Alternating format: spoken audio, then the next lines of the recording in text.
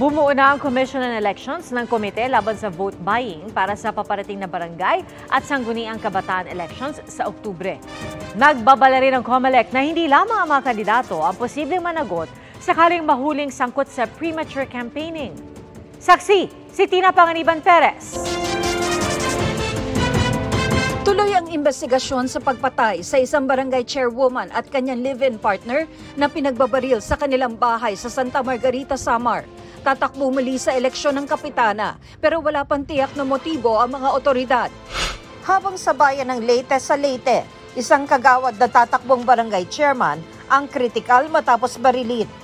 Di pa rin tiyak kung anong motibo o kung may kinalaman ito sa eleksyon na nauna nang sinabi ng COMELEC na posibleng gitgitan lalo't magkakakilala ang mga magkakatunggali. Pero kung campaign posters lang ang pag-uusapan, hindi raw kasing tagtad ngayon kumpara sa mga nakaraang automated election. Nagpauna na kasi ang COMELEC na hindi aplikable sa manual barangay SK elections ang desisyon ng Korte Suprema na nagsasabing hindi pa maituturing na kandidato ang mga naghain ng COC hanggat di pa panahon ng kampanya. Kaya premature campaigning daw ang campaign poster bago ang election period. Hindi lamang kandidato ang maaring may liability, pati po ang mga taong gumagawa patungkol dito. Ang pinapayagan lang din daw na campaign materials alinsunod sa Omnibus Election Code ay leaflets, posters at tarpaulins at banners at streamers na may takdang sukat. Any other kind of campaign paraphernalia ay paari pong pumasok katulad ng t-shirts, ball caps, baller bands at iba pa, maaring makonsider na isang pamamaraan po ng pamimili ng boto. Sa ngayon, mahigit 65 na ang mga inihaing petisyon sa mga gustong kumandidato sa eleksyon.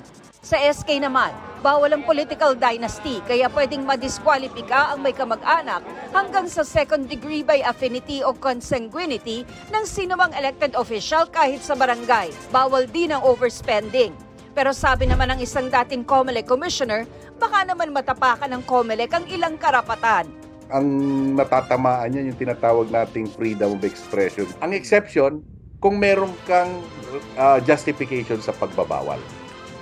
At tama, ang justification dito, leveling the playing field. Posible rin daw may komisyon sa interpretasyon ng COMELEC sa batas at desisyon ng Korte Suprema. Para sa GMA Integrated News, ako si Tina Panganiban Perez, ang inyong saksi. Mga kapuso, sama-sama tayong maging saksi. Mag-subscribe sa GMA Integrated News sa YouTube. Para sa mga kapuso abroad, samahan niyo kami sa GMA Pinoy TV at sa www.gmanews.tv.